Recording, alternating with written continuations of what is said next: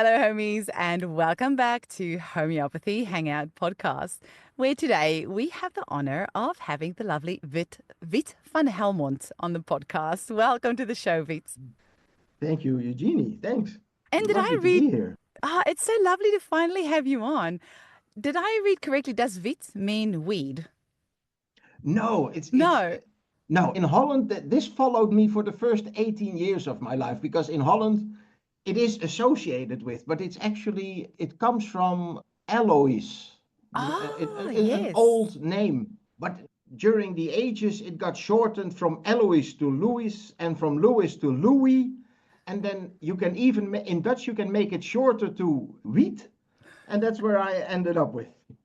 Wait. But whenever I travel, because I'm doubly cursed, because I'm also baptized, so I have, according to Dutch tradition, I also have these baptism names, and that's Maria for me. So whenever Maria. I'm at the border, they look at me and they go, "You're Wiet Maria?" I Yes. love it. Well, because I thought I knew about the weed thing, and I thought, well, maybe it's because you're like a fourth generation like healer, natural health person in your family, and I thought maybe they just went Yeah. with like that natural theme and decided to call you weed. Yeah. No. As the weeds are obviously, No. amazing healing plants. But tell us a little bit about how you discovered homeopathy, because this is like a generational thing for you. So I'm really interested to hear your story. 3 generations ago, my grandfather was diagnosed with an incredible benign thyroid growth, but it was growing so fast that within a couple of weeks it was already this size and it had grown into the carotid artery. So he started to faint and pass out, and they went to the hospital. But this is just after the Second World War, so we are talking different operational techniques. And they said, well, it's inoperable because it's not a ball we can jet out. It had all these weird edges, and they said it's too big a risk. And then he went to another hospital and they said, yeah, we'll operate. And then on the day of the operation, they said, we've only encountered this once before.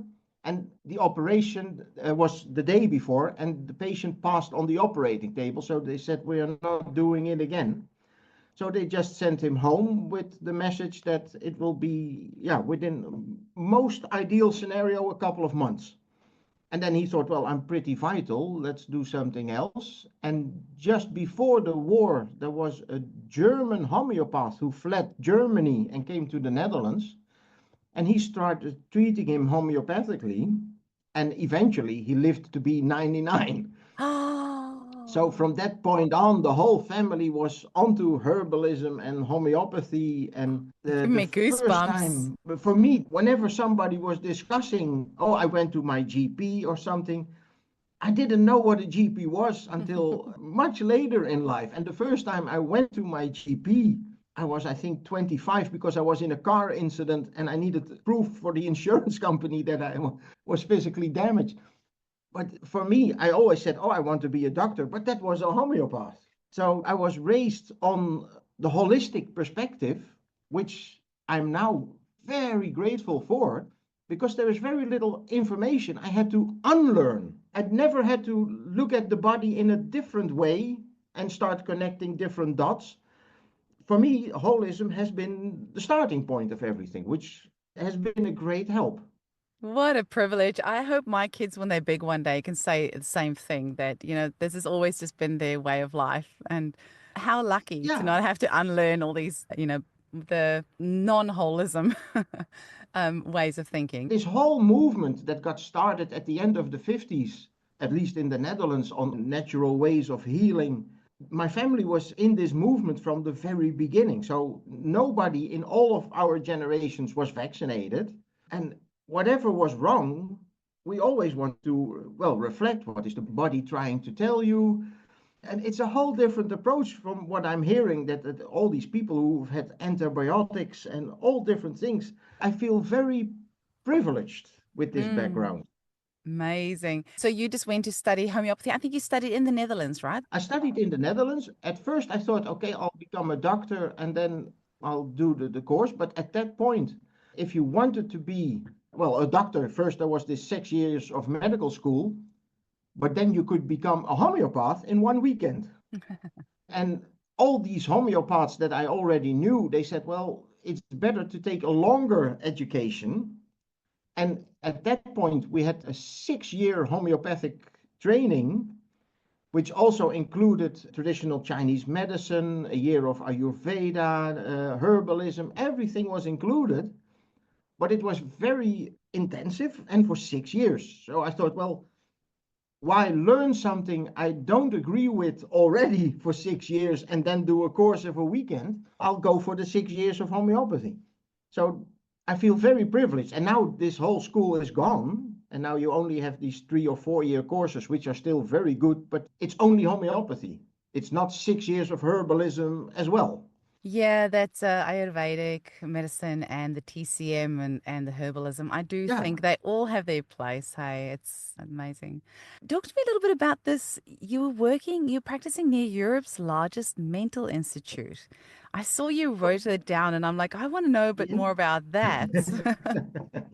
When I first started practicing, I thought, well, I'll specialize on, let's say, the age group of 10 to 18, because I didn't enjoy much of my own puberty. So I thought if I can help just one, I'll be very happy. But eventually, these people didn't show up because I think from the age of 10 to 18, whatever is wrong with you, you blame your parents and it's not your fault. And the group that kept showing up was that a few hundred meters from my practice is Europe's largest psychiatrical institute. It's a whole city. It has different areas, it has its own shopping, and it goes on for kilometers. And these people kept showing up. And in the beginning, I wasn't too happy with it because it all seemed like very heavy problematics, these borderline personality, schizophrenia. They also have several hospitals, sanatoria for different types of dementia. And none of it was very lighthearted. But they somehow knew the way to my practice. And because I think that the medical establishment is not getting very far by treating them. So one of my first really good dementia cases, the treating psychiatrist, geriatrist, said, oh, I see this immense jump forward. Maybe we can do something together, because the psychiatrist was only working in the office for 3 days a week. And she said, well, it's empty for the other day, so move in. So we did a lot of cases together. And then, well, one thing comes from another. And yeah, somehow that became my specialty. And a lot of it can be traced back to early trauma. So that was my other issue. And from child on, I've always been fascinated by the gemstones. Mm. And they came along. And now, but this is after years of trying to figure out what's the connection. This morning I was thinking there is no petrified sugar.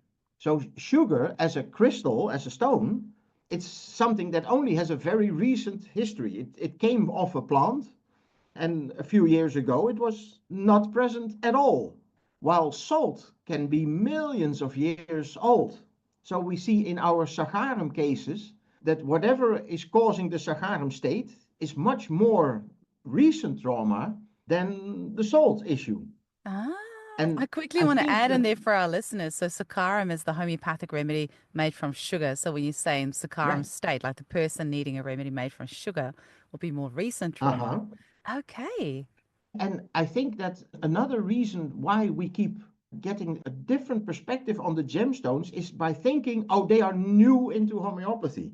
But if you look at Materia Medica from Hahnemann, he already had orpiment, realgar, the mercury dulcis is a gemstone, antimonium is a gemstone, silica is a gemstone. What There are a lot of them. what was that second one that you said? Orpiment and realgar, they I are don't. both arsenicum varieties. Okay. And Wow. both are gemstones. Well, I wouldn't wear them because touching them is even toxic, but consider them stones. Okay. And for silica, somehow we ended up with the word flint, which means a stone that creates a spark. But if you read the proving he did, he used rock quartz. Like a rock quartz, like the white. Yeah, That's Okay, what we've he got some used. of it on our property. Like just you just see it in the soil, like same as Yeah, like clear quartz. Is that the same thing? clear rock quartz. That's Is what that he and that's used. what he used? That's our silica. I did So, not know that. and there are other gems as well, like the salt he used was most likely rock salt, because where was he going to get sea salt? And when he did the Nature Mariaticum proving, he lived 20 kilometers from one of Germany's largest rock salt mines, which was already in use by then. So most logically thinking is that our Nature Mariaticum is rock salt, which is actually called halite, which is also a stone. That's And then we see interesting. the trauma that causes a Nature Mariaticum state can be generations back already. Only he didn't group these remedies into families like we are doing now, but they are not new remedies. They are actually very old, and we are now coming out of this thing where I'm jumping a little bit, but for the past 250 years, homeopathy has been at its shining peak in all kinds of acute states, which has made us look very much into the absolute point of the here and the now to what needs to be treated right now. And now we have constellational work, we have shamanism, and we discover it's not just who we are now, it's where we are coming from, previous generations, the whole constellation, where do we live, which society has brought us up. It's all part of who we are. And it should also be part of the remedy we need. And then the gemstones come up again.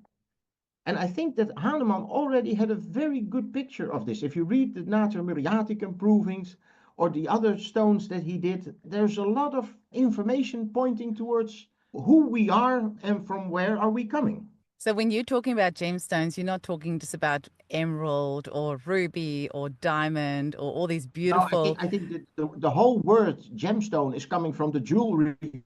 Yeah, So, yeah. Because when you uh, were right about gemstones, I which thought is that's what also you. making it confusing. It's stones. It's Yeah, stones stones. because certain stones are also popular in jewelry, and then they introduce different names. Like olivine is like if you grab a random hand of sand, there will be little pieces of olivine in it. But if they are larger pieces and they are more clear, we call it peridot, and it's a gemstone you can put in your ring or in jewelry. But it's the same stone. And that's happening with a lot of stones, that they have different names, which is becoming very confusing. But we should find a different word. And I don't think rock is the right word, but stone is also a bit wide. And you've written a lot of articles for homeopathic links and various other homeopathic magazines, and you lecture around the world on this as well. How did you become interested in this first? Like, when do you remember when this first started piquing your interest? Well, I started practicing in 98, and I had the good fortune of having a full practice quite quickly. And then there were cases I thought I would really love to share them because, for instance, phosphorus. I think I wrote something about phosphorus about 20 years ago because I thought all these, from the materia medica, you think, phosphor, light, bubbly, champagne-like personality. And I kept overlooking all these phosphorus prescriptions because I was waiting for the wrong kind of patient. And then I got some very nice phosphor cases, and I thought maybe I should just write something to create some nuance in this image we have. And I think that was one of my first publications. And the others, I think most of them are on trauma, because wherever I am, that's pretty much seems to follow me. Sorry, I think I should have clarified. When did you become interested in the gemstones? So when, because you write a lot ah, about that specifically, hey? And do you lecture a lot about that as well? I lecture a lot about the gemstones. I Yeah. think my first lecture on gemstones was 2005. Oh, wow. I just looked it up for something else. But as a child, because I was already surrounded by people working with homeopathy, but also with the stones. And I remembered as a child, there were certain stones that I would notice if I was not wearing them. Because I would feel, I was feeling better with them. So I would carry them, and I would eventually, it took a little time, but I knew, okay, if I wear this one, this will help me with this, and this one will help me with this. So I knew which day I would need it, which one. And this kept following me. And then eventually a friend said, maybe you need lapis. And then I needed, I noticed after I think about a month, I thought, okay, this is doing things for me. And then I got into a depression and I thought, what the hell is going on? And then I was discussing this with her and she said, well, have you considered stop wearing it? Because you need it as long as you need it and then you don't. And then I put it away and I think within a few days, this whole depression was gone. You become sensitive to it. Mm. And with the like the gem remedies that you use, do you prefer like immersions or triturations, or do you have like particular gems that you I've work with in a tried certain? a lot of them, and I've had this discussion with Peter Terminello because at first I thought so many people have big aggravations on the gemstones, and then they have big improvements. And I thought, well, what's this about? Could it be because I was using crushed gemstones as a source material for the remedies? And he was using immersion. So I was discussing it with Peter, and he said, well, probably immersions work more gentle. So try it because it doesn't have this element of having destroyed something. But it didn't change a lot. And I still noticed that a lot of people, when they take a gemstone, there is a big aggravation. Well, at least the period they are considering not successful, but then big changes come. And for instance, I had a Kunzite case a few weeks ago, and this woman was always feeling whatever you're feeling, I'm feeling. And if you're happy, I'm happy. And it was for her, it was impossible to have a good mood if you were not having a good mood. So that creates a terrible dependency. And well, there were other reasons as well, but I gave Kansite. And then she said, can you make it stop? Because I feel completely disconnected from everybody in the world. And I'm all alone and I'm in this shell. And I said, well, let's wait a little bit. I think this is a good sign. And well, it took maybe 1 or 2 weeks. And then she's reconnecting with the world, but differently. And this kind of aggravations I see a lot on the gemstones, but it makes sense because it's not acute trauma you're treating. You're treating something that probably happened a long time ago and sometimes even a generation ago. And do you think that's something that you should warn a client about before you give a remedy? Because I'm always in turmoil about these things. I find that some remedies definitely have more aggravations than others. And so Yeah. sometimes, but I don't know, because that same remedy that I find gives aggravations, another homeopath will give and they won't have any aggravations. So I do sometimes wonder if that's our own like energy that we put into it. So I feel if I don't say something to a client and something happens to them, I'm just worried that they will, like get too aggravated or too anxious or too depressed. Like I've had some clients that have taken remedies and Right. they've become really depressed and I feel really responsible. So then I kind of feel beforehand that I should tell them something, but you don't want to then put that in their head and then create that. So do Yeah, you you feel like jinx you it. like what do you do? It's always difficult. And I think most of the times I just don't say anything, but I do explain when it happens. Like as in at the Um, follow up, like at the follow up, you'll say to them, that's probably the remedy No, that. I'll just say, okay, I want to make sure the remedy is working. So just send me a little update in 1 or 2 weeks. And then this is in the period where they are in this aggravation. And then I can explain it. And then it makes sense. And they can say, okay, I'll wait it out. But otherwise, if I don't say anything, if you say anything up front, it's for sure going to aggravate. But if you don't have this in between contact moment, Mm. they will remember the suffering in 6 weeks when they do come back and they won't see the improvement.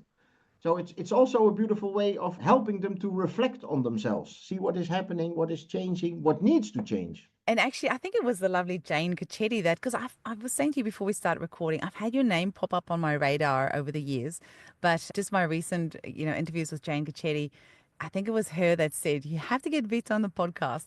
But she works obviously a lot with transgenerational trauma and things, which is something that you work Uh-huh. a lot with as well. Is there anything else that you want to say about that or how specifically you work with that? Because I was saying on an earlier interview today, it feels to me that that's like generational trauma or transgenerational trauma is like the buzzword at the moment, like hashtag trauma. Uh-huh. So, what does that look like in clinic, and what other sort of specific remedies do you use, and how do you treat it, and how do you work with it? I think a lot of the part, not so much what we have, because what we have is often it's migraine, it's a bellyache, it's dysmenorrhea, but these are clinical words. These are not the words from the patient. And when a 5-year-old is coming to you and he says, I have such terrible migraines, and you say, okay, where are they? They are here. And then you think, okay, this is something, he uses the word migraine to describe something, and he learned migraine means suffering. So this is a word he picked up. But 25 years later, we are no longer thinking, okay, which medical words or expressions are coming from the patient or are just brought up. This is part of who we've met previously. And so I like to, what Jung says in the beginning after trauma, when people are telling what happened to them, it's a battle of mythological proportions. It's good against evil, and there were these forces, and it's huge. And if you can get the patient back to this level, instead of saying, oh, I have stitching pains there and there, because otherwise it gets too clouded. So I want the patient to talk from his state.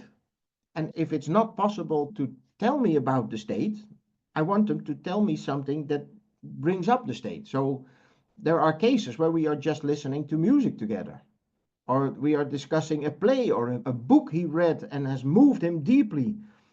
And then I ask him to read me a part of the book, or I will read the book myself. But this is much more pure information than if somebody says, oh, I have a terrible headache. So this is part of my daily practice, that if somebody says, oh, I have this poem and I cannot tell it without crying, or bring it, because I want to know why. And this is already pure information, because the poem is part of high school or school learning. You're using words, but it's resonating with an emotional state that is not. So I'm already getting more pure information. I do the same when a patient is telling me something and I think, oh, could be pulsatilla. I close my eyes. I wait for the patient to be in his state. I close my eyes and I listen. Is this the melody of pulsatilla? And then when somebody is telling me something in a very matter-of-fact tone, then I'm thinking, this is not pulsatilla. Something is not right. I should keep looking, because it's very easy to say, oh, everything is pointing towards pulsatilla, must be. But for me, I have to have everything complete. It has to match the image or the colors, the way people are dressed, the voice intonation, the choice of words, everything has to match. And I think that, well, first of all, that is important for me. And to get back to, okay, where did this start? And I think that in the past 30 years, polyvagal theory has come up a lot in integrating into homeopathy. In short, our vagal nerve is the largest nerve we have, which goes from above this point to the pelvic area, and everything in between is directed by the vagal nerve. Now, the vagal nerve exists of two branches. One says, everything is fine, do whatever you need to do. Everything is safe, relax, and you can digest now. There is no threat around the corner. Everything is calm. The other nerve, of the vagal nerve, says, oh, there is a reason for panic, so be alert. And then digestion is off, breathing is accelerated, and we get all kinds of traumatic symptoms. Now, there is always one dominant. And if people are constantly in, let's say, the acute one, there is trauma, but it's often very clear. Okay, you saw something happen, there was an accident, and you can retell it. But there is an in-between state. And this is what they call neuroception. And it's like a traffic light. It's when everything is safe, it's a green light. When nothing is safe, it's a red light. And in between, you get this orange. Maybe it's safe to cross the street, maybe it's not. So you just keep one eye extra open. And a lot of people are in this field. And you see autism, which is very much in this part of the vagal nerve action, where you see this alertness on touch or things that are coming too close, because the vagal nerve is very easily taking the next step and becoming red and in full alert. So we need to address it from this point of view and calm the vagal nerve to get any results. And well, first of all, there is no life without trauma. I think trauma is what shouldn't be like disease. It's not something we should judge as something negative. Mm. There is this, I think he was German, Alfred Ziegler, who said, nature has never intended us to be healthy. We constantly need our little symptoms and our little diseases to steer us back to evolution, to progress. Only if we get off too far of the path of health, then pathology becomes big to steer you back. But if we look at it from a judgmental point of view, then you go into a split and it needs to be cut out, and it's much better to look at integration. It's such a good way of looking at So it. yeah, it's a different way Mm. of looking at it. And I like the work of Margaret Linehan, who's a non-homeopath, but she's a psychologist and she uses homeopathic theory without realizing it to treat trauma. And she has a beautiful way. First of all, she uses radical acceptance, which means, okay, what is needed for you to completely accept the state you're in? Because people spend years trying to become the old self. Well, something has happened to you and you will never be the old self, but that doesn't mean it has to be worse from this point on. If you want, you can have 3 treatments a day to try to become the old self again. And I think a lot of homeopaths are also prescribing on trying to become the old self. So I like the idea of radical acceptance, which is coming from Buddhism. So you look, okay, what is needed for you to move on?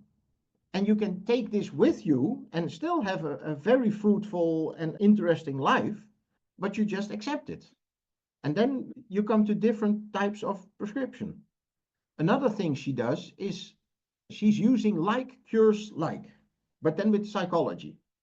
So, for instance, if there is a borderline case coming in, and let's say they have an appointment at 4, she will let them wait until a quarter past 4, because they will get into the drama. Oh, I'm being abandoned again. Somebody has forgotten I'm coming today. So they have themselves all worked up. And then when you let them in, you overrule them with your drama. So you say, oh, I'm sorry I kept you waiting, but I just had to sedate my cat and she's been the love of my life for 15 years. And sorry, I shouldn't discuss this. Have a seat. But then you've overruled your drama with hers. And it works wonderful. Really? In what sort of way? Yeah. I'm just like, It's like cures like. mm. And this is what we do constantly. I mean, one of the first sensations people have with post-traumatic stress is the feeling I have experienced something nobody else has. So I'm all alone in dealing with this. So what you see, what happens is they deliver the same trauma to somebody else subconsciously to deal with and have a connection again. So you see that abuse and all kinds of trauma keep repeating themselves within the same group of people because they don't want to feel alone. And this is homeopathy. So I want to know, what is yours? What happened to you? Whose is it? Can we retrace steps too? And there is this work from Bianca Jones. She's doing transgenerational research in America. And she took a group of mice and she thought, okay, how do I give them the most perfect life possible? Perfect healthy food, no stress, warm, comfy places to sleep, etc. Everything perfect. And then she took them out, took them to a separate cage, gave them a very minor electrical shock. And while they got the shock, she put a little almond fragrance in the air. And then she put them back. So everything was safe again. After 2-3 times, they were conditioned that this almond had an issue with electrical shocking. And for every unique scent, we have one nerve ending that can pick up the scent. Of the males that got this electrical shock, their offspring, this is only from the male. So this is not even from the female's body, this is from the male. The offspring from the males had 10 times as much neurons to perceive almond than the normal ones. And this continued. Every generation afterwards had 10 times as much. And then they added more oxytocin, so they overwhelmed them with love and affection, and then it became normal. But up to 7 Interesting. generations, and then they just stopped the research, but up to 7 generations, they had 10 times as much nerves. So trauma, even Mm. from the male element, is just passed on from generation to generation. So how did I get there? We're talking about For me, transgenerational it's trauma, but I'm emotional following trauma. where you're going. Yeah. So they were kind of like Yeah, pre-programmed to be really acutely aware of trauma. And I mean, they're always trying to yeah. cross-reference the studies to humans. So I kind of get where it's going with that, which it makes sense But to yeah, a point that no, we and so will. many people are thinking, why did I marry somebody the same as my mother? And this is how we pass things on. Wow. So when you And you always see there is one generation that is dealing with me, and then the next generation is dealing with us. So now we are moving from a phase where the I was very important mm, to a phase where the us is becoming important again. So we are slowly moving out of the age of the selfie, and now the group is becoming important again. And then we see that we need to address all this family trauma, and we are now third generation Second World War and all other kinds of trauma, and we have to look at it. have you got favorite remedies that you use for that, or do you use a variety of different modalities, or is there a particular thing that a client might say that makes you think you're not dealing with their own unique trauma, but rather a generational thing? Oh, it's a big group. It's a big group. I was hoping you wouldn't ask me that question. This morning I was thinking, okay, is it a group? Well, there are definitely remedies that are coming up more. And one of the ones I thought, okay, this one I'll bring up, that ADHD for me is also, it's a vagal nerve issue. It's completely different than ADD, which is also a vagal issue, but completely different. ADHD, 9 out of 10 times, has this element of feeling forsaken. So you see this hyperactivity, which has only one purpose, is, am I okay if I do this? Am I okay if I do that? How do you like me now? It's completely, constantly looking for this kind of approval. And this insecurity, we see from a crystal point of view, this crystal structure is orthorhombic. They are constantly dependent on how the other is connecting to them. And I see a lot of children who need pearl. Pearl is identical, chemically speaking, to our calcarb. It's calcium carbonicum, but it's a different crystal structure, and it's from a different source. But it has this tremendous panic about, am I accepted if I do this? What do you want? How do you want me to be? Am I okay like this? This very deep need of approval, which Wilhelm Reich calls the schizophrenic type. They are always busy with, do I have a right of existence? And then they can become very creative, but they are also tormented by this basic insecurity. And I see calcium carbonicum working very well, but calcium carbonicum is less acute. It doesn't have this sharp edge that pearl has. That pearl can have aconite like fears and panics. And I had this one boy, 5 or 6, and both his parents are autistic. So these parents are constantly looking, what's the best way to raise our child?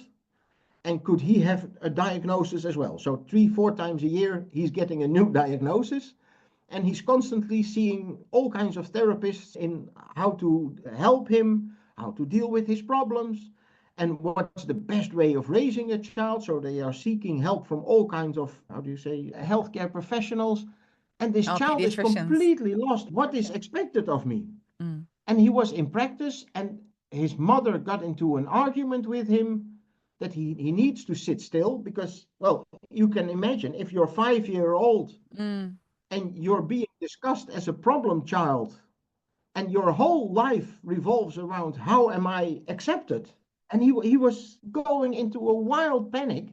And all of a sudden, he's shouting that he doesn't want to live anymore, and he lunges for the window, and I'm on the fourth floor, and we could grab him by the leg, so luckily nothing happened. But this is the type of panic that's constantly inside. And I was thinking, what needs to heal? And then this is not calcarb. Calcarb is not for the really fast actions. But this type of, am I accepted? Or if I'm not accepted, then life has no purpose. I have no right of existence, so I will go out the window. And he responded beautifully to Pearl. And for me, this is one of my first cases that really showed me, okay, what's Pearl about? And now it's one of my favorite ADHD remedies. And it often has this traumatic past, sometimes 2, 3 generations back, Mm. but you can trace it. So interesting. I think ADHD is, it's just everywhere at the moment in our faces. I feel, especially since COVID, it Yeah. feels like it has massively increased, and so many adults getting diagnosis as well. And so I'm always up for any more tools in the toolbox to help me with clients who struggle with this because Well, I think um if you're already lingering in the world is unsafe and I'm not accepted, mm, you can compensate by having some friends, etc. And then if COVID happens and the whole world becomes unsafe, then you're just mm, pushed and it becomes a constant red light. And then I see a lot of, like you said, after COVID, so many children reacted very badly to the lockdowns. I mm, also see cases that were blossoming. mm, Finally, no more crowds, just me and mother. But for a lot, it was very traumatic. mm. I am going to have to go look at Pearl a bit more. I've prescribed it a couple of times for women because, the thing I love about Peter Tomanello's book is he's got these gorgeous graphics in the book, gorgeous artwork. And there's this Yeah. woman that's standing there in this oyster shell. And I find it so Uh-huh. easy to kind of like caricature remedies. Hey, and so I just haven't thought of that as a remedy for kids. But I need to, you'd think after like, 12 or 13 years of practicing, I would stop doing that. But I still find myself doing that where I'm like caricaturing a remedy and think this is a remedy for women or this is a remedy for this or that. But it's, yeah, clearly not. I need to No, look but at it. it helps. I mean, that's what I say. If a patient says, oh, this is my state, and this is a poem or a painting that belongs to it, then this is much more pure information than basic materia medica. So I think if you can remember a remedy through such an image, it's much more three-dimensional than Mm. remembering a bunch of keynotes. That is true too. That is true too. I wanted to ask you about C4 triturations as well. And there's something that I wish with our homeopathic labeling that we would do that more often, especially as more homeopaths are becoming aware of C4 and C5 and upwards. I wish that when we label our remedies, it would be, say, arnica, say Yes. C3 arnica 30C or arnica 3C-30C or something like that, so you know if it's Yeah. a 3C trituration or, sorry, a C3 trituration or C4 or C5. I wish we would start using that labeling in our profession. I think it's very helpful Yeah. because you do want to know what. I completely agree. And Mm, I think that, again, you see, it's the same as with Hahnemann during his time, this look at health and who we are, and not just think of, oh, he needs leeches or he needs a mercury enema, that he was looking at the bigger picture. The same thing was happening in art history. And now, if we look at the age of the selfie, the C4 is at the core of my spiritual being. Why am I here? But the discovery of C4 was already from Hahnemann. This is nothing new. In his Materia Medica on Aurum, he triturated Aurum to C4 level. It worked so much better, and he never went back to the C3. interesting. And it took us 250 years to discover this one line. That's Well, this is amazing. the first thing he wrote about Aurum. Well, he had to start somewhere. So he thought, okay, I've triturated a couple of times. One time, 2 times, 3 times. Well, three is enough for most remedies. I'll stick with three. And then with Aurum, which was his first trituration, he actually went higher.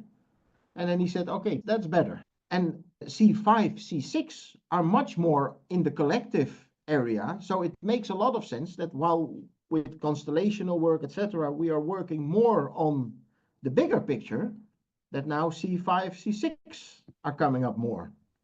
I think it's already so tricky with all our potencies and stuff. If we like started training homeopaths about, the importance of using each different remedy at each different Yeah. trituration level, I think the homeopaths will go, that's it, I'm out. That's the But response I get a lot. But I learned very early on, I had this case and I thought, well, this is arnica. Yet I've given arnica, and why is it not working?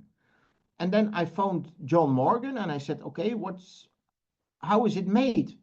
Maybe something in the process there. And then he explained it. Well, arnica is made from the tincture. And then I thought, wait a minute, Hahnemann said, sixth edition, organon, triturate. I said, and when did you triturate? No, no, it's made from the tincture. We potentize the tincture. So I said, okay, I'll phone different pharmacies. And then I called another pharmacy and they said, no, no, we make it from tincture. I thought, okay, let's find a pharmacy that triturates it and then potentizes it. And then my arnica case was solved. that's So, incredible. yeah. And from that point on, I started thinking, okay, maybe we need to look at how these remedies are made. Mm. And That's it's such a big difference. I really would love to see that more and more with our labeling and also even like where our remedies are sourced. I so often prescribe, say like pert ant or folliculinum and there'll be conflicting information about where exactly it's sourced from. Like folliculinum, for example, I've heard some people Yeah. say it's estrogen, but where does that estrogen come from? And then I heard somebody else say, no, or I read somewhere else that's actually synthetic estrogen, that it's actually made from the contraceptive pill. So it's and I mean, to be fair, we've got like 8,000 plus. Whoever knows how many remedies we have, but it would be good if we had better data keeping of what exactly it is that we're giving, so that we Yeah. can get more exact and precise results. Yeah. And I think there's also a difference if you use, let's say, arnica, and the plant has grown in an artificial environment, not even in contact with the soil, but on these, Hydroponics. yeah, hydroponics, Mm, and in a glass cage, so no direct sunlight. That's different than taking one from the Alps. It's mm, not the same. mm. So I completely agree. We should retrace where is what coming from. Mm. And I feel like a lot of our remedies almost need to be redone, especially I feel like with pathogens, like a lot of our nosodes and things. It would be good if a lot of them were triturated to C4 or C5, especially with the results that I'm seeing with Uh-huh. Andreas's strep tilch, is that Yeah, the Stefan, yeah, C5 is having such amazing results. And I wonder if we did that with yeah. more of our nosodes, that actually maybe collectively we need higher triturated remedies now. So I think a lot of our remedies need to be kind of redone. I don't know. I know it's a huge task, but That's becoming more and more difficult because every nosode, at least in Europe, now has to be sterilized before you are allowed to make a remedy of it.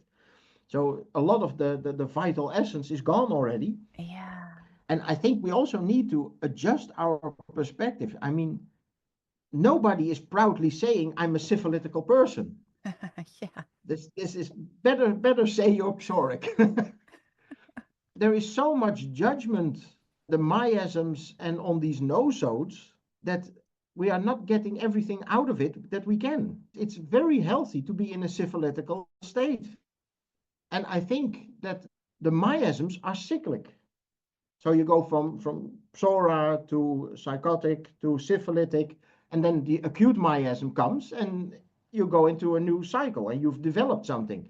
A lot of the times, people are steering towards health by trying to reverse it, going from syphilitic to psychotic to psoric.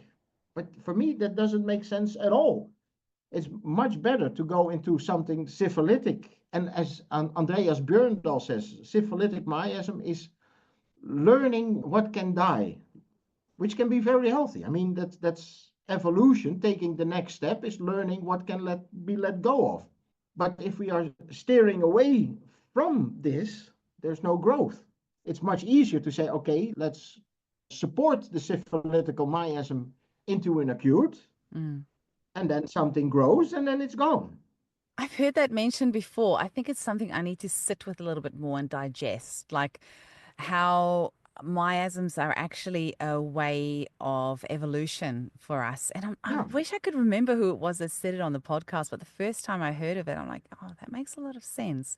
That it's kind of trying to pass on that message, I guess, in the same way as the studies with the mice, where the mice are, they're Uh-huh. evolving these extra senses because they're learning in the following Yeah. generations. So I guess our miasms are there in a way as well, like teaching us. It teaches us, and Mm. this is polishing the diamond. And by trying to undo it, I think you're doing more damage than by learning from it and moving on. Mm. I had a chat with Yeah, but a lot of, yeah. oh, sorry. No, I was just saying I interviewed Roland Gunther earlier today, and your conversations, I have to keep on like remembering who said what, and it's kind of like when you have like two initial consultations back to back, and they're similar kind of people with similar stories. I sometimes think I have to Uh-huh. remember which one told me what, but I feel like this Yeah. conversation with you is very similar to the conversation with Roland this morning, and I'm gonna have to schedule your episodes one after the other because they really interweave very, very nicely Okay. with each other. It's actually really cool, and it's totally coincidence that you're both on the same day. But you're mentioning similar type things with the C4 and trauma and these sorts of things. It's confusing me a little bit because I'm like, who said what again? Uh, Very I cool had the though. same. I started practicing in 98, and then after a couple of years, I thought I'm only seeing psychiatric cases. I have to, because it becomes difficult. That were you the one with the domineering mother, or were you the one with? So I thought let's do something else. So for 2 days a week, I rented an office in a completely different spot. I thought, okay, I'll start practice where I live, which was a community where I think 90% of the population was over 65. So after a few years, I had hundreds of arthritic and menopausal issues. But then I discovered eventually I'm still treating trauma cases because this is what it all comes down to. There's trauma in every case, only it develops differently. But we have to get to the root of the issue and then treat it. When you were saying at the start of the interview about working in the psychiatric unit and you're saying most of them are there because of trauma, I was about to say, I'm sure all of them are there because of trauma, but I mean, there's that small percentage that are actually there because of like medically Acknowledge, induced, yeah. like that, might have had a drug overdose or something like that and might have gone into like psychosis. But I mean, I guess that's trauma in itself, but like trauma it's just everywhere. I mean, and then at the same time, we wouldn't incarnate into this world if we didn't like we need the trauma to help us Yeah, grow. It's very to, uncomfortable to though. help us grow. And they also, in this psychiatric city, they all had a department for children. And with children, this is the big market pharmaceutical wise. So they are always thinking, what could be the next big remedy? And then about 10, 15 years ago, they were giving Haldol to children.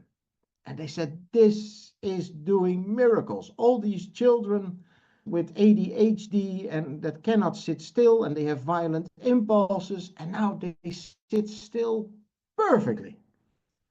And then I thought, well, yeah, they will sit still because it's a vegetative state. They are not even, I mean, they could be in school for 10 years and still don't know the alphabet. So this got me worried. And luckily, there were more and more parents who noticed, wait a minute, one of them is moving out and he was under treatment with homeopathy. My daughter will also get homeopathy now.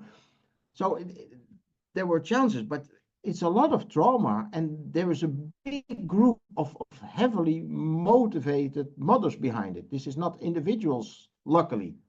And we can do so much for these children. There are so many children either traumatized by ADD or some kind of other autistic spectrum diagnosis, and it doesn't help to get the diagnosis. I think we all have a way of connecting with the world, but by labeling it, it's not improving it.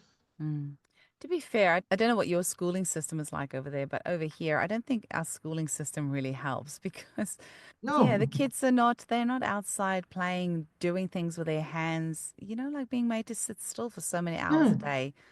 I don't know. It's, yeah, thank goodness for homeopathy is all I can But, say because the world just but, feels like it's in a real but when mess. my daughter went to school for the first time, she said, I'm the only one without a medical diary. There were special breaks during the day where all the children go to the teacher and they get their medication. And she felt left out because she was the only one without. So this tells us something about how much over medication and suppression that is going on. And now in Holland, years ago, they already created laws that make it impossible to have small schools. Every Mm. class is 30, 32 people, and every school is about 2,000. While when I was young, we had schools of 50 people, 60 people. They were much smaller. I don't think anybody is blossoming in a 4,000 children school. This is too much stimuli. It's way too much. I often say that as well for the parents that come and say their kids have got ADHD. And I'm like, if I was in a small classroom with like 30 other people, forced to learn something that I'm not interested in and where I'm sitting down all day, then yeah, of course you're going to be diagnosed with ADHD. Yeah. It's a pretty hard one. One more thing that I want to ask you, Vit, because you wrote something. You said we rarely become sick on our own. Usually there is a social component. What do you mean by that? For me, sitting in this room, very little pathology will surface. It's from social interactions, it's from the family I'm coming from, relationship failures. This is where pathology is coming from. 9 out of 10 times, whatever is happening to us, there is a social component Mm. to it. And this is very often not emphasized enough, that this is where growth opportunities lie. And it's also the only miasm that has very little social element is psora. Because psora, I don't have enough money to go out, I'm not attractive enough to have friends, and this is already a reason to withdraw. The other miasms all have a social component. So I used to ask only children, and now I ask adults as well. I say, okay, let's say we are writing the big Eugenie manual, how to deal with Eugenie. And this is, you can give this to people up front before meeting you. What should be in there? And Oh, that's a people good tell you question. yeah, yeah, yeah. And people tell you great things. I used to do the same with a child psychologist, taught me that at the end of the consultation, to avoid being very medical, say, okay, I can put 3 wishes in this very little pill. What do you want? What do you want it to do? If it could do anything, and you write down the child's 3 wishes, and then the parents came, and you do the consultation, and then at the end they said, and my wishes. Are you not going to ask about my wishes? And I said, okay, I'll write it down. And the interesting thing is, somebody will make an appointment for hemorrhoids. You discuss hemorrhoids for an hour, and then you say, what do you want your wishes to be? Ah, I want it to be this and this and this and hemorrhoids. Yeah, that's somewhere fifth, sixth, maybe. And then I think, okay, we'll retake the case now. It's a great way of going to a wide point of distance and getting into a bird's eye perspective. Mm, mm. Another issue or item I use is PayPad. I don't know if whoever is using it, I can explain it in a few minutes. Yeah, what is it? It's it's a person picking an apple test. It's a DSM acknowledged test, and as all art is autobiographical, you cannot draw something that is not about you. So I say, okay, I want a drawing that has somebody who is picking an apple. So there should be the person and the apple. And there should be a movement that he's picking an apple, not just, oh, look, there is an apple tree. There should be picking an apple. And it has a lot of, it has a dynamic energy. There is how much effort do I put into it? Is it, and I'm not filling in anything else. So you get these drawings of people that are in a thunderstorm, and it's almost impossible to get to the tree. And there are other people that the tree is like this high and they are just getting it. And then it's a great way of having a perception of how somebody is living his life. Is there a murderer behind every tree? Or are the apples this big, very easy to get, or lightning coming down? It's a very easy way to get to the core of a remedy. That is cool. I can see that working in that psychiatric unit that you would have picked up some good tricks. Yeah, I think I read that you were saying like a lot of them couldn't speak really, so you had to become really good at observing as well. Was like, is there anything else that you can say about that? Like about your time working in the psychiatric unit. One of my first really severe dementia cases was a woman who she was completely into apathy. There was no response. And the family asked me to prescribe something. So I said, well, this is very close to the practice. And as there is no movement, Mm. whenever there's a 10-15 minute break, I will just ride over, observe, and whenever a remedy comes up, I'll let you know.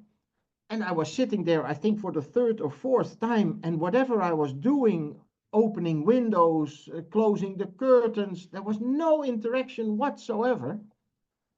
And then one day, her daughter came in, and she walked over to her, and she said, "Hi, Mom, eyes open." And I thought, wait a minute. So something in this physical connection is getting her out of this state. And she still wouldn't reply, but you could see a very faint smile and the eyes would open. So I thought, okay, this is oxytocin. It's safe to be here and I'm connecting to you. So this is doing something. So I asked her, the daughter, I said, what was your mother like? Oh, she said she was always taking care of everybody and herself would come in last. So I thought, okay, this has a lot of luck issues as well. Luck has oxytocin, so I just gave oxytocin.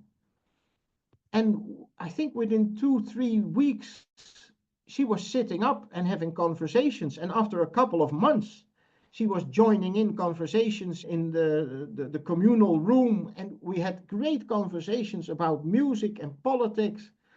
And her mind would go very clear. I remember that she was saying, oh, if you like this opera, Bellini's Norma, I remember. And she said, you should listen to the Maria Callas version from 65 and not the one from 67. The one from, and she had all these details in her mind. And we would have a discussion. And then at the end of the hour, she would make a mistake. And then I would think, not everything is clear. She would say, oh no, politics, terrible. And then she would mention a prime minister from 40 years ago. So I thought, okay, now we're off. But up to that, you could have great conversations with her again. And this was from a totally apathic state. So now I'm much more into observing people, also with MS that are just lying in bed, or paralytic cases. You get so much more pure information from just sitting and seeing how they interact with the world, or how the world interacts with them, what are they responding to. You get very pure information. And with cases like children, when I get stuck, I ask, am I allowed to visit their class? I'll just sit in the back of the room and I'll observe them in class for an hour. And you get great information. You are clearly a very, very dedicated practitioner. Well, yeah, it's frustrating to have no result. I think, especially with post-traumatic stress, ADHD, autism, this is just something you have, and you'll be medicated because there's nothing to solve it. And it's very motivating for me to find some sort of solution so people do move on. And if it means, well, going to a class and observing, it's so much more pure information than whatever. I mean, I'm the same way. When I'm talking about my children, I'm positive, to say the least. So, and you don't observe everything. But just sitting in class for an hour, you get much more information. So interesting. Now, you are lecturing all over the place because you're actually in a B&B in Turkey at the moment, about to do two Yeah. days of lecturing. Where are you lecturing? Well, it's Friday now. Saturday and Sunday, I'll be lecturing in Istanbul on the Gemstones. Amazing. And At a homeopathic school or whereabouts? I think it's connected to the university because homeopathy is university taught here. Oh, wow. And then in 3 weeks, I'm lecturing at the Sofia School for Homeopathy, also Where on Gemstones. Whereabouts is that? I feel like I've heard that name before. Bulgaria, Oh, in Bulgaria. the capital of Bulgaria. Okay, wow. You're going to have to give me details of the people in Istanbul and Sofia because I Uh-huh. don't think I've I, had interviewed any homeopaths from either of those oh, you places. should, So you should, I'm trying you very should. hard to get a homeopath from all over the world to interview. Yeah, no, I'll gladly. I was amazed at the level of homeopathy that is here. It's Amazing. that this is the conception we have in Western Europe that whatever is happening in the East is not worthwhile. And I'm when I got here, I'm amazed that these people have connected different things, and yeah, It's sometimes nice when it's there's a a bit of very high level of isolation. homeopathy. Oh, and sorry, Yeah, it's I a think the connection has dropped. well, it's the delusion we have of isolation, but it's people are much more connected than in the West. There's a lot of creativity here, and homeopathy is on a very high level. I kind of mean like if there's ideas developing different to somewhere else, because it's so easy if we're all connected all the time to have kind of the same ideas. But if you have maybe language barriers or things that are causing ideas to go off in a Yeah, different direction, that's actually really nice, especially with that's a big homeopathy, issue. which, Language is a big issue, but mm, I was thinking to myself, um, this is just an idea. Okay, what is nature Mariaticum? Because this is what I was studying. What was Hahnemann using in his proving? Okay, it was originally a gemstone. Okay, what does nature Mariaticum mean to us? It gives us the opportunity that this was my solution, my eventual thought that it gives us the opportunity to have a deeper connection coming from the hunter-gatherer system. We were able to connect deeper and live together instead of this is one small group of people that is hunting and gathering and moving all over. Bigger communities would be able to be formed because now we are instead of I don't want to be hurt and I also don't want to hurt you, so we will live very far apart. No, we could also live together and have some form of unity. I thought, okay, this is what Natura Muriaticum is bringing us. If that is true, you should be able to find old cities near the ancient salt mines. So I thought, okay, if this is the theory, well, Hahnemann, of course, was living 20 kilometers from a salt mine, but the oldest salt mine in Europe it's in Bulgaria, and it's almost next to the third oldest city in the world, and it's the oldest city in Europe. So there's a connection there, which I mean I'm in Turkey.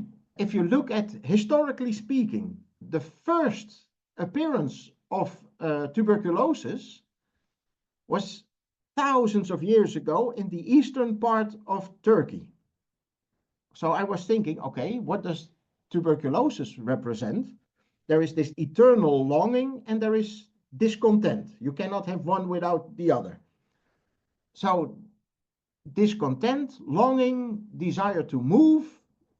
The grass is always greener somewhere else. So I thought, okay, let's figure out where the wheel was invented. In the same historical period in the eastern part of Turkey. That if you look at history from a bigger perspective, it's almost in the same second that the wheel was invented at the same place as the first tuberculosis case. I mean, you can never scientifically connect these two, but I think it's an interesting coincidence. it's amazing. And it's one of those things, once again, just about asking the right questions. And also, I can see that you have a really unique way of looking at things. And maybe it's because of this, there's generations of being brought up with viewing the body as whole.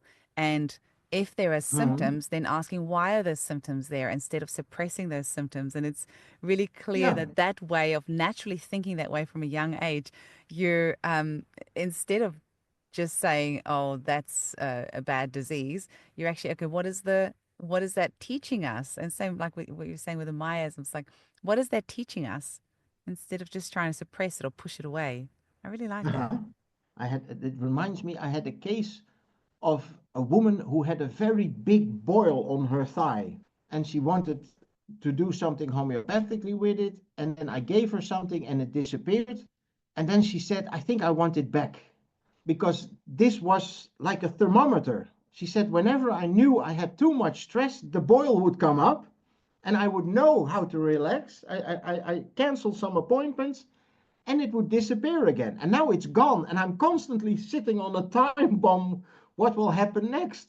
Basically using that as a way to kind of regulate. I find that with Yeah, my cold sore. I started getting cold sores 3 years ago after being in touch with somebody who had the COVID vaccine. And I find them now, they pop up right here. And I'm like, I've been doing too much again.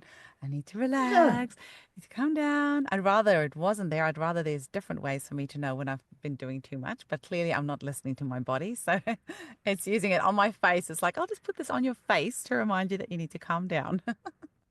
yeah.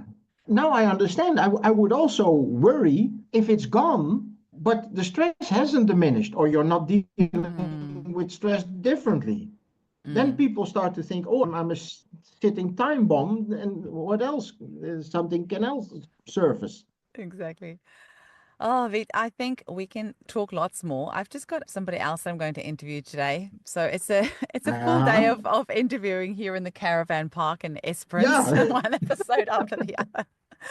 Uh, but I see you've got a website here, c4-homeopathy.com by the looks of it. Is there anywhere uh-huh. else? Like, I think I saw you on LinkedIn as well. I'm not on LinkedIn myself, but I think I saw a link there. But where else can people find you if they want to get you to come and speak at their school or if they want to have a consultation with you? Like, what's best to get hold of you? I think the easiest way is through the c4homeopathy.com. I Okay. am working on it on another site, but it's not finished yet. But LinkedIn, I'm just new at it. So Okay. I'm I could never every now figure and it then I think I out. should check. Uh, You can connect through the email, which is on the site. mhm. And usually I respond very quickly. So Amazing.